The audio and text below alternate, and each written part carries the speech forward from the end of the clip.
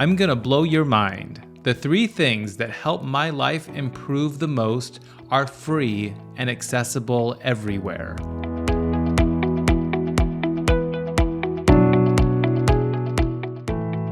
I've done so many different types of healing modalities. I've tried so many things, and I can say almost all of them have provided benefits. Some of them have provided immense benefits, but the 3 things that changed my life the most are free and can be done anywhere, and there's a lot of freedom around how you do them. Journaling, meditation, and gratitude practice. If you're suffering, if you're worrying, if you're anxious, if you know there's something better for you, a different path in life, and if you're not doing anything about it, you're going to end up like me, and you're going to end up having panic attacks. Your life is going to keep speaking to you. Something is going to happen where you finally have to listen. Don't wait till it's too late. I'm going to share with you how meditation, journaling, and gratitude practice have been the most beneficial things for me on this healing journey. I'm Matt Gerlach, and welcome to Matters of the Mind, Rise to Your Worth. I help high achievers just like you, who might privately be battling with shame, anxiety, and burnout, create a second half of your life that's full of alignment, fulfillment, and abundance. 8 years ago, my life started sending me wake-up calls. I'm sure there were some before this, but I couldn't hear them. This time they were loud enough where I finally had to pay attention. My life was disrupted enough that I had to finally do something about it. My blood pressure was through the roof. I had anxiety, and I was worrying all the time. I started having panic attacks. Things got so bad for me. And I want to share with you today a little bit about my healing journey and what I did to help myself. I've had a lot of responses about the first few podcast episodes, and people want to know what I did to improve myself, how I improved my mental health, how I improved my life. I thought about how I want to share this with you, and there's a lot of science behind healing. There's a lot of proof. There's a lot of statistics. I'm not going to touch on really any of those today. I'm going to tell you how these 3 modalities, gratitude practice, journaling, and meditation, have helped me. Because as I'm working with clients right now, it's interesting that these 3 modalities that are most attainable, that are free other than the cost of paper and a pen, are so confusing to some. They're intimidating. And I want to share with you how someone like me, I grew up with not a spiritual practice. None of this was part of my upbringing. I want to share with you how it made sense to me and how I approach these 3 things. I'm going to start with journaling. Journaling has been probably the number 1 most effective tool for me to help me on my healing journey. I get a lot of questions about journaling, like, does it have to be on paper? Is there a certain length? No, you can do whatever you'd like to do to journal.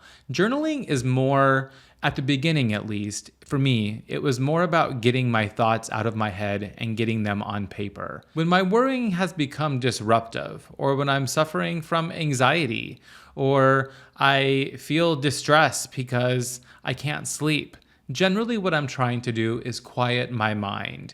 And one of the best ways I know how to do that is to write. It's to get the thoughts out of my mind and onto paper. When I started journaling about 8 years ago, I was afraid initially. I was worried that somebody might find my journal and read it. Actually, in high school, I went on a yearbook camp. I think I was about 17 years old, and some girl, she took my journal and she did read it, so it makes sense that I do have a little bit of post-traumatic stress from that. When I was in high school, I went to yearbook camp, and one of my peers actually did take my journal and read it. I don't remember exactly what was in it, but I know there were things that I didn't want another person to see at the time, and it makes sense. I was traumatized from that. I took a break from journaling for the next 15, 20 years because of that. I understand this. It's a real concern. And for those of you who are worried about somebody finding your journal, why don't you consider writing and then tearing it up after, or burning it? Or if that doesn't sound like it works for you, you could try a voice note. The goal initially with journaling is just to get your thoughts out of your head. That's a great place to start. After journaling for a while, I realized no one's probably going to read these. I was going back and reading them myself, and it took me an incredible amount of time for me to read my own journals. And I realized that my friends are good. The people that live in my house are not going to violate my trust that way. And if they did, that's on them. That's really a betrayal. And if somebody did that, then that's a sign that person should not be in my life. As time has gone on, I have a whole drawer full of journals, and I've thought from time to time, what happens if I die? Is somebody going to read these journals? It actually brings me a lot of joy to think that one day somebody might read these. I'm going to be gone. I don't care. It really doesn't bother me if I'm gone and somebody wants to know what I was thinking. I think actually someone reading my thoughts may help them. I think we all have thoughts we think are crazy, and I like that I'm vulnerably putting them on the page. And someday somebody might read them, and that might give them permission to write their crazy thoughts on the page as well. About a year ago, I started to introduce some strategy to my journaling practice. I set monthly goals, and each week on Sunday, I go back and I look at the week and reflect on how I did in terms of my goals that I was trying to achieve. It's been really interesting, and if you wanted to start with a journaling practice like this, I certainly wouldn't object. I'm getting a lot more from it than I used to. Each week, I'm reviewing my progress towards the goals I set each month. It's done a few things. One was quite unexpected. I'm consistently seeing that I'm working through problems throughout the week in a way that I wasn't aware of. On Monday, for example, there might be something going on with my day job that is causing me some anxiety or causing me to worry a little bit. I write about it, and I'm noticing consistently that those worries dissipate over the week. They work themselves out. In turn, that's really had a notable impact on my stress management overall. I know that things are going to pass. I know that these hard times do pass because each week I'm looking at my hard times and I'm seeing that they did pass. And quite honestly, with minimal effort. I'm not having to do anything necessarily to get through those hard times. I'm learning to just sit with it. There are going to be meetings that upset me. There are going to be things that cause me to worry. And I just need to sit with it. The other thing that it's doing, and I talked about goals in a prior episode, is that I'm consistently seeing that goals are a process. I'm not achieving my goals every week. I have a list of 10 goals, and a lot of them are more ongoing goals, like my health. Managing my health is a lifelong process. It's one of my biggest goals, and each month there's going to be slightly different goals around it. I want to keep improving how I'm taking care of myself. There's goals around my career, there's goals around money, there's goals around exercise, there's goals around surrogacy, there's goals around my relationship, there's goals around my relationship with myself. I have goals around writing. I have goals around business development for my coaching and mentorship business. I have goals around podcasting.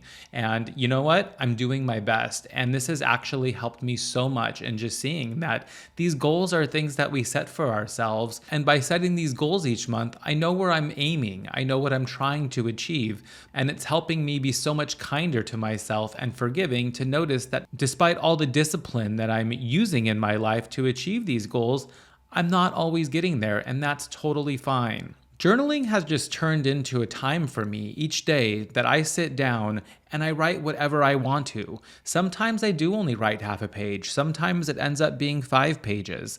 I'm getting thoughts out of my head. I'm putting them on paper. I'm reflecting on the proof that this too shall pass. These worries will come and go, and I know I'm going to be okay. It gives me time to strategize for my life. I am big on managing my finances closely. Sometimes I'm writing out numbers and thinking about my financial goals and where I'm at and how I'm going to get there. It's just become a time for me to get these thoughts out of my head and put them on paper so I can actually do something with them. In reviewing, I'm also learning so much about myself. It's fascinating for me to learn patterns. I see that after a weekend of indulging, after drinking too much alcohol, after eating way too much sugar, I see that on Mondays and Tuesdays now, I'm not doing as great as I'm doing on Thursday or Friday after I've taken care of myself amazingly all week. It's just become this opportunity for me to reflect on my life and learn more about myself, which is beautiful. The second thing I want to talk about is gratitude practice. Gratitude practice has changed my life. There was a quote that I saw a couple weeks ago that illustrated gratitude practice, and I want to share it with you. Gratitude turns what we have into enough. I had been exposed to gratitude practice prior, but during the pandemic, David and I took this class by Dr. Laurie Santos at Yale. It was online, and it's Yale's most popular class. It was something about happiness. And in this class, she taught us to every day at dinner time, sit down and mention 3 things we're grateful for. We do it every night, and it's become so beautiful. In this process also, we can be grateful for ourselves, we can be grateful for downtime, we can be grateful for really anything. There's really nothing that's too insignificant or that's too selfish. Honestly, a lot of times, I'm just grateful for Bruno, my French bulldog. When we're with friends at dinner time, we'll ask our friends to participate with us, and most of the time they do. Sometimes people are intimidated. They can't think of 3 things. No judgment at all. I was there once. For me, though, it's become kind of hard to stop at 3 things, and I've allowed that. Sometimes I do list off 5 things to David that I'm grateful for throughout the day. In addition to that, Dr. Laurie Santos encouraged us to name 3 other things: a connection we had throughout the day, a moment we savored, and also something kind we did. And the kindness could be to ourselves. A lot of times, taking a bath will be my act of kindness. Gratitude is probably the easiest thing, the most attainable thing you can do for yourself that will provide some relief. Remember, gratitude turns what we have into enough.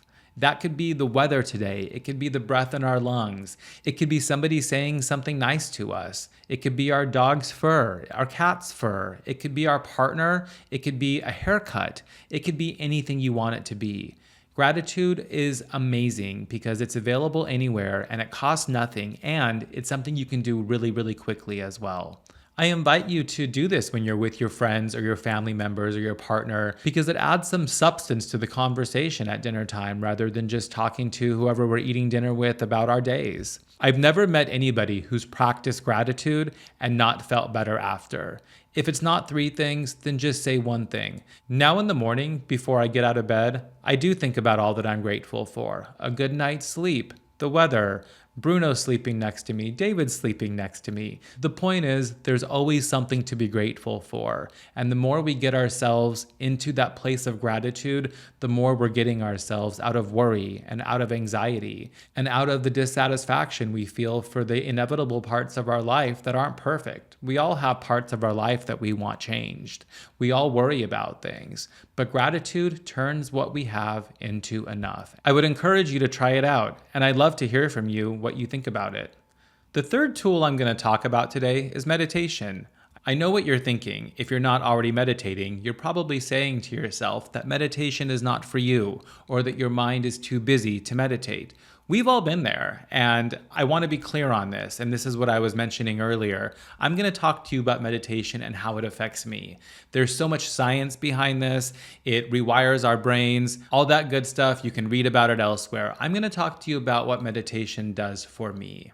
First of all, when I meditate, and I've been meditating for about 8 years now, I would say 9 times out of 10, my mind is busy almost the entire time. And that's meditation. We observe our mind being busy. And every so often, we're going to get a glimpse of ourselves. My meditation practice has evolved over the years. It's not really linear either. I've noticed over the past few months, there's been a handful or 2 of times I've meditated where I can actually visualize myself. It's like I'm standing across the room looking at myself.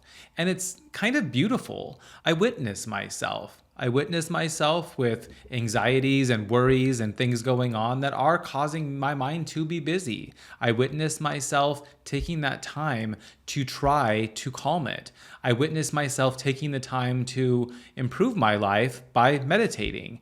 I witness myself being kind to myself and not judging myself for my busy mind. I'm going to say this the way I'd like to. When you're beginning meditating, it's really just a practice of sitting there, closing your eyes, and breathing, and not judging yourself. Your mind might be busy the entire time during meditation. 3 minutes might go by, and you might catch yourself thinking about a problem at work or something. The beauty of meditation, and they talk about how it rewires the brain, it's training you.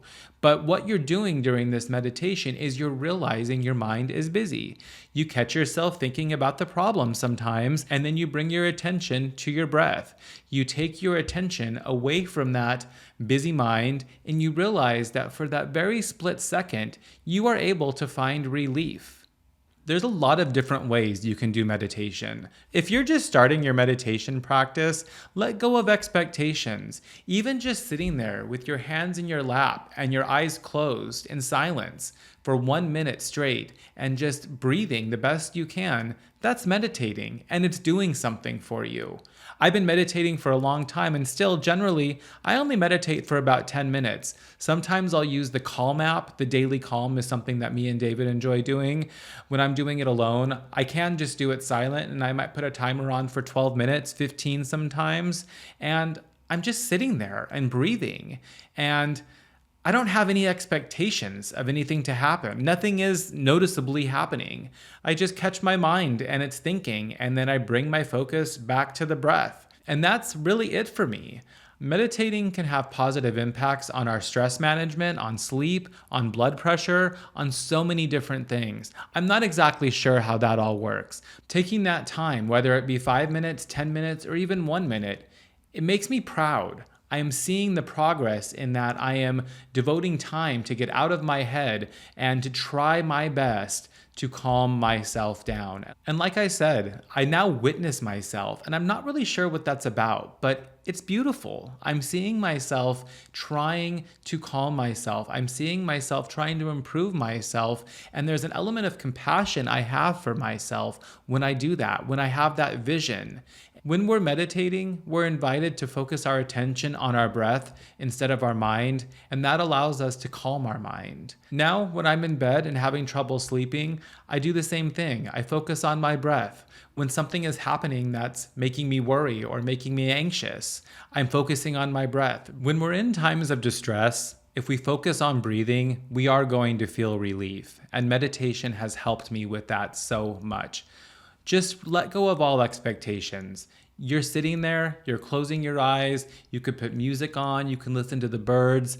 It's time you've carved out for yourself to simply breathe. I promise you, there are benefits from it, and nobody is sitting there without having their mind racing from time to time. These 3 tools I've shared have completely changed my life. They're so accessible, and they've helped me stop feeling depressed. They've helped me stop having anxiety, and they've helped me stop worrying. I used to be such a worrier, and these tools have really, really helped me. On these next couple of episodes, I'm going to share with you more about my healing journey and what tools I've used and how they've helped me on my journey towards inner peace. I want you to build the life for yourself that you want to. For those of us who are held back by anxiety or over-worrying, I hope that sharing what I've learned helps you. I want to help you calm your mind, and I hope the tools and me sharing my journey help give you the space that you can actually start thinking about the life you want and developing the strategy to go after it. Thanks for listening today, and I really hope this episode helped you. The 3 tools that helped me the most were actually the 3 cheapest and most attainable. Number 1 was journaling. Journaling helps us get our thoughts out of our mind and make sense of them, to start strategizing what we're going to do about those thoughts. We get to learn about ourselves by going back and reading what we've written. The second tool I talked about today was gratitude practice. There's no rules around it. You could say 10 things you're grateful for, you could write them down, you can keep them to yourself, or you can share them with others. Gratitude turns what we have into enough. And the third tool I talked about was meditation. I know meditation sounds intimidating, but really what meditation is, especially when you're starting, it's carving out a few minutes for you to sit quietly and breathe. And that's it. Once you integrate these 3 tools into your life, I guarantee you will see at least some relief. Maybe you'll even be like me, and your anxiety and depression will be almost completely eradicated. The power of these tools is immense, and if you start these today, I promise you, your life is going to start to change. Thank you so much for joining me today. I hope you found this useful. I would love to hear from you. Leave a comment, or you can message me on Instagram, or you can go to my website contact page and send me a message from there. If you enjoyed this episode, I would appreciate a review wherever you listen to or watch this episode. Stay tuned for another episode coming soon.